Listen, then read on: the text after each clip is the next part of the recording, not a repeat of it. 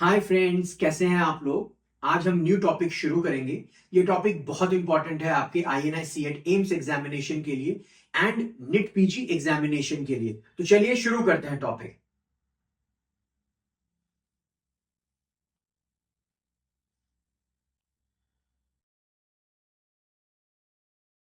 तो हमारा टॉपिक क्या है? हमारा टॉपिक है गोनोकॉकस। तो हम गोनोकॉकस के बारे में डिस्कस करेंगे। तो जो हमारा टेक्निक है किसी भी टॉपिक को कवर करने का, वो सिर्फ और सिर्फ थ्योरेटिकल एस्पेक्ट नहीं है। क्यों? क्योंकि थ्योरेटिकल एस्पेक्ट से आप वो टॉपिक जल्दी भूल जाओगे, लेकिन जब हम उसको MCQs के थ्रू करते हैं तो आपको ज्यादा याद रहता है, ज्यादा चीजें समझ में आती हैं। तो चलिए अपन क्वेश्चंस के थ्रू डील करते हैं। तो पहला क्वेश्चन क्या है? A 30-year-old male present with urethral discharge, the gram stain smear shown given below. What is the most probable diagnosis? Option A is Neisseria gonorrhea. Option B is Chlamydia trachomatis. Option C is Trichomonas vaginalis. Option D is Gardnerella vaginalis. ये जो question है आपका वो INI CET November 2020 and INI CET मई 2024 में आया हुआ है। फिर सेकंड क्वेश्चन रीड करते हैं।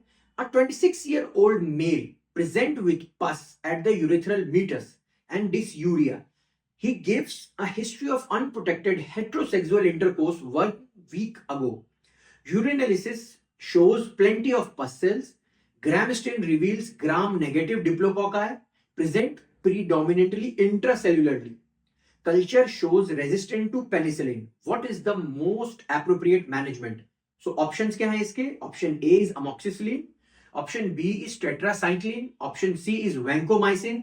Option D is ceftriaxone. ये जो क्वेश्चन है आपका INI CET में 2025 में पूछा गया है। फिर थर्ड क्वेश्चन क्या है? थर्ड क्वेश्चन है जो INI CET में 2024 में पूछा गया है। Drug resistance is commonly seen with which of the following STD? And the options are A syphilis, B gonorrhea, C chancroid, D donominosis. चलिए अब हम इसका थ्योरेटिकल एस्पेक्ट शुरू करते हैं। गोनोकॉकस क्या है? तो अगर अपन क्रिस्प एग्जाम रिवीजन फॉर्मेट में इसको देखते हैं तो आपको यह पता होना चाहिए कि जो आपका ये गोनोकॉकस है वो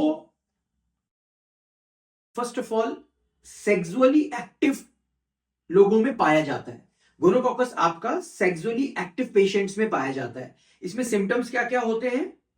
इसमें सिम्टम्स होते हैं, सबसे पहले डिसयूरिया होता है आपको, यानी कि जब आप टॉयलेट करोगे, जब आपको यूरिन रिलीज आउट करोगे तो वहां पे आपको इचिंग होती है, डिसयूरिया, पेन होता है आपको। फिर क्या होता है? फिर डिस्चार्ज होता है आपको। ये डिस्चार्ज जो है आपको प्रोफ्यूज होता है। प्रोफ्यूज मतलब थिक होता है and whitish and creamish discharge होता है। And local examination if the female is there तो आपको लेबियाज आर इन्फ्लेम्ड, लेबिया उसका इन्फ्लेम्ड हो जाता है। फिर जो यूरेथ्रा है और जो उसके पास बार्थोलिन ग्लैंड है उसमें भी स्वेलिंग आ सकती है। ठीक है। फिर ग्राम स्टेन कैसा दिखेगा इसमें आपको? ग्राम स्टेन जो है आपको ये ग्राम नेगेटिव डिप्लोकोकाई होता है। एंड सबसे इंपॉर्टेंट चीज इंट्रासेल्यूलर, ये आपके न्यूट्रोफिल्स होते हैं। ये न्यूट्रोफिल्स होते हैं, कुछ आपको बाहर पाए जाते हैं डिप्लोकोकाई, कुछ आपको अंदर पाए जाते हैं। तो ये एक्स्ट्रा सेल्यूलर भी होता है एंड इंट्रासेल्यूलर भी होता है। तो मोस्ट इंपॉर्टेंट चीज is your gram stain is intracellular gram negative diplococci. So इसको कल्चर किस में कर सकते हो आप? इसको कल्चर थेयर मार्टिन मीडिया में कर सकते हो। इसका स्पेशल मीडिया होता है ये थेयर मार्टिन मीडिया। फिर या सिंपल चॉकलेट अगार में भी कर सकते हो। इसका ड्रग ऑफ चॉइस क्या होता है? इसका ड्रग ऑफ चॉइस सेफ्ट्रिएक्सोन होता है। ठीक। फिर इसके साथ जो जनरली क्वेश्चंस पुट अप होते हैं एग्जामिनेशन में, उसके रिस्पेक्ट में आप समझो। सबसे पहला ये है कि अगर अपन बात करें क्लेमाइडिया के लिए तो ये भी इंट्रासेल्यूलर होता है, पर ये ग्राम स्टेन नहीं लेता। ठीक है, ग्राम स्टेन नेगेटिव होता है।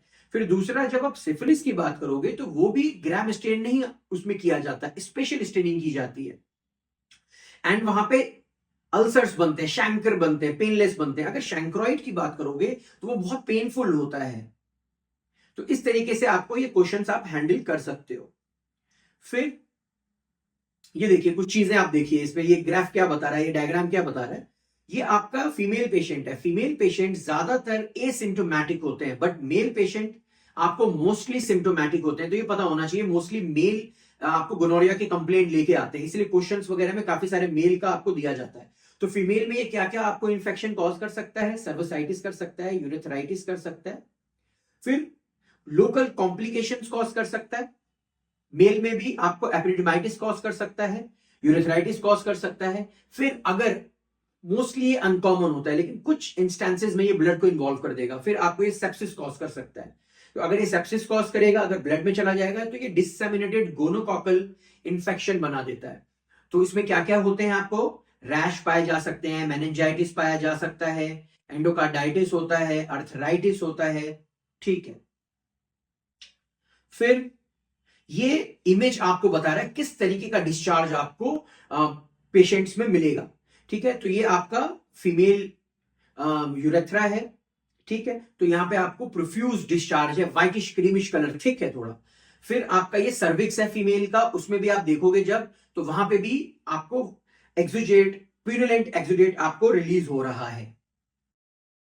फिर ये ट्यूबो ओवेरियन एब्सेस है, ये आपको पेल्विक इंफ्लेमेटरी डिजीज भी कॉज करता है। फिर अब हम अपने क्वेश्चंस पे आ जाते हैं।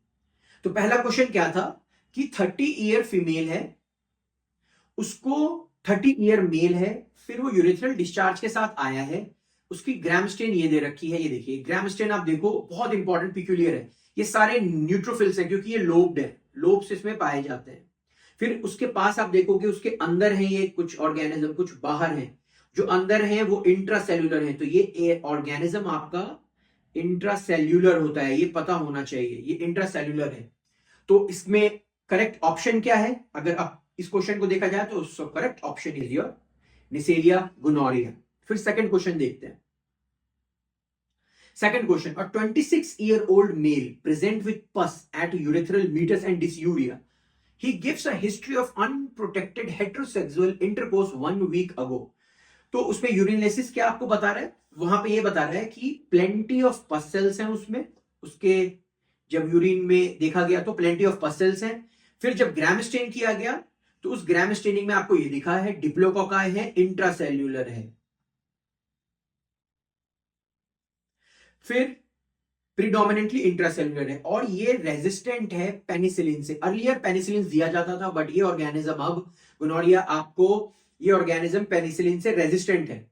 सो अब मोस्ट एप्रोप्रिएट मैनेजमेंट इसका क्या है, तो वो ड्रग ऑफ चॉइस जो है आपका निसेरिया का, जो ड्रग ऑफ चॉइस होता है वो सेफ्ट्रिएक्सोन होता है, सेफ्ट्रिएक्सोन। तो आपको पता होना चाहिए, दोस्तों करेक्ट ऑप्शन इज सेफ्ट्रिएक्सोन। फिर थर्ड क्वेश्चन पे आते हैं। ये बहुत इंपॉर्टेंट क्वेश्चन है, ये आपको INI C8 मई 2024 में पूछा गया है। So drug resistance is commonly seen with which of the following STDs. Your options are syphilis दिया है, गोनोरिया दिया है, शैंक्रोइड दिया है, डोनोगोनोसिस दिया है, ठीक है। इसके लिए अपन चार्ट देखते हैं ये वाला।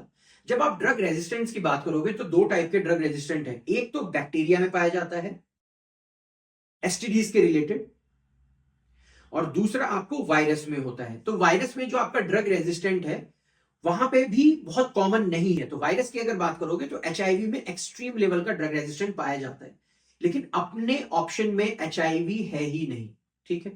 तो ये तो पहले ही कट हो गया। तो जो बाकी कॉजेज हैं वो सारे बैक्टीरियल कॉजेज हैं। तो जब बैक्टीरियल कॉजेज की आप बात करोगे तो यहां पे देखो एक्सट्रीम रेजिस्टेंट बैक्टीरिया में जो पाया गया है और एसटीडीज में, वो होता है गोनोरिया। तो गोनोरिया किस किस चीज से रेजिस्टेंट है, जब आप यहां देखोगे तो पेनिसिलिन से रेजिस्टेंट है, फ्लोरोक्विनोन से रेजिस्टेंट है, टेट्रासाइक्लिन से रेजिस्टेंट है।